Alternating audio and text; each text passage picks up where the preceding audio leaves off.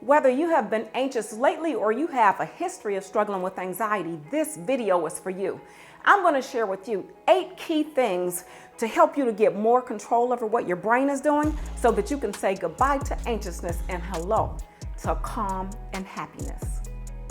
Welcome to Dr. K Speaks. I'm Dr. K, and while I am a clinical psychologist, this video is not intended as clinical advice. It is only for those who are interested in self-education to better themselves.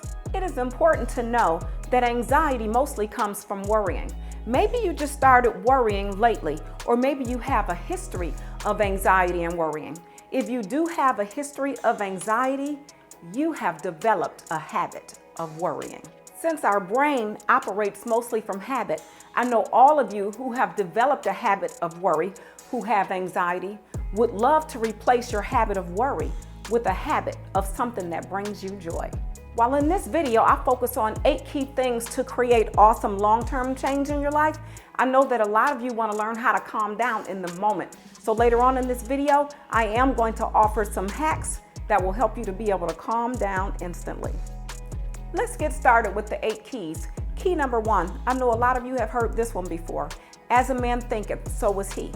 If you keep thinking about the same things in the way that you do right now, nothing will change. You will be on this perpetual loop of creating the same types of dynamics in your life, and your anxiety will likely get even worse. Key number 2, a lot of you have heard about this one before too. Be ye transformed by the renewing of your mind. In order for you to get rid of your anxiety, you're going to have to create a new mindset. You're going to have to learn how to focus on things from a more positive and productive perspective. You will have to learn how to focus on things that breathe life into you. You'll have to learn how to focus on things that uplift you physically, mentally, emotionally, and spiritually. If you have a history of struggling with anxiety, if you worry, you deserve a life full of peace and happiness. It's going to be important for you to be in it for the long haul. You're going to have to put your work in, just like most of us have to do or had to do. It's going to be really important for you to rewire your brain. Key number 3, control what you do with your thoughts. Don't let your thoughts control you. Since anxiety is mostly coming from worry, in order to stop your worry, you're going to have to start practicing being more aware of the thoughts that you focus on. You're going to have to consciously make yourself focus on more positive and productive thoughts. When you're worrying, you're engaging in stinking thinking. It's like being that hamster on the wheel, focusing on negative thought after negative thought. You running like the hamster on the wheel. You tire yourself out and you're not making any forward movement. It's important to remember that none of us can control what thoughts pop into our head. Just because a thought pops into your head doesn't mean you have to focus on it. You can, with practice, develop a skill in making yourself focus on the thoughts that you want to focus on. When a negative thought pops into your head, don't focus on it. Instead, make yourself focus on a mantra. A mantra is a short statement that brings you to your state of peace, that brings you to a state of calm. A mantra can be a short statement like, everything is in divine order, or I'm going to be okay. Whatever the mantra is, you pick it out and make sure that it's one that brings you to a state of peace. It's also important to know that your brain will give you an emotional response based upon the thought that you focus on. So when you're focusing on your mantra over and over again, if you need to, eventually your brain will send out signals that will put you in a state of calm. When you first start trying to get more control over what your brain is doing to your emotional state, you're probably going to get yourself all worked up. So I'm going to give you some of those hacks that I talked about in the beginning of the video to help yourself to be able to calm down instantly. One of them is a breathing exercise. I want you to take a deep breath to the count of 5.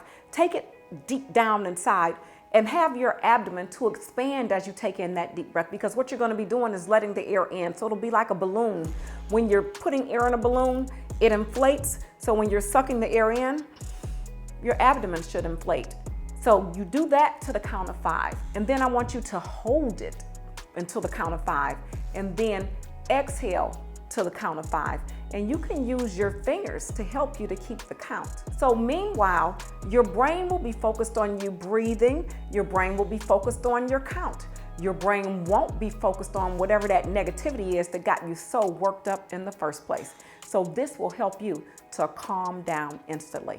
And you might have to do it a few times. You check for yourself to see how you're feeling. If you do it one time and you still feel a little worked up, then just do the deep breathing exercise again. And you could do this deep breathing exercise anywhere, in front of anybody. People won't even realize you're doing it. Another hack to help you to calm down instantly is a hack that you might want to do alone. And when you see me do this exercise, you will find out why. It's gonna be a 10-second hack.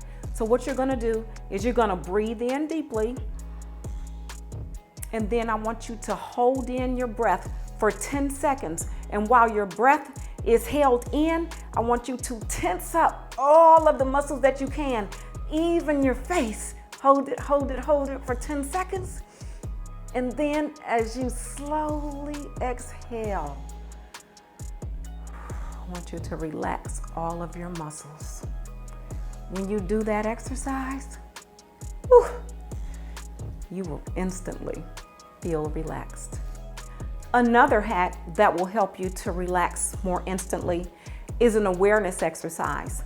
And what you're gonna do is, you're gonna be doing this exercise to get more control over what your thoughts are doing. So what you're gonna do is you're gonna focus on your senses. For example, you say, I am aware of seeing. I'll say, my camera on the tripod. I am aware of seeing my light fixture on the ceiling. I am aware of seeing that picture on the wall. Now you can also do what you are aware of feeling, and it's with your body sensations. So then I will say, I am aware of feeling my bang on my forehead. I am aware of feeling my bracelet on my wrist. I am aware of feeling the pressure of my feet on the floor. And then you want to go to the auditory senses with your hearing. And sometimes that one can be a little more challenging because it might not be that many sounds going on. But what I can say right now is, I am aware of hearing my clock ticking over there on the wall. I am aware of hearing my refrigerator running. And right now, those are all the signs that I can hear. But doing that awareness exercise will bring you into your present moment, and you won't have your thoughts all over the place. So it's a way to bring it back home, to bring it back in. And when you do that exercise, you will begin to feel calm and relaxed. Key number 4, identify what those triggers are to your worry and anxiety, and then write them down.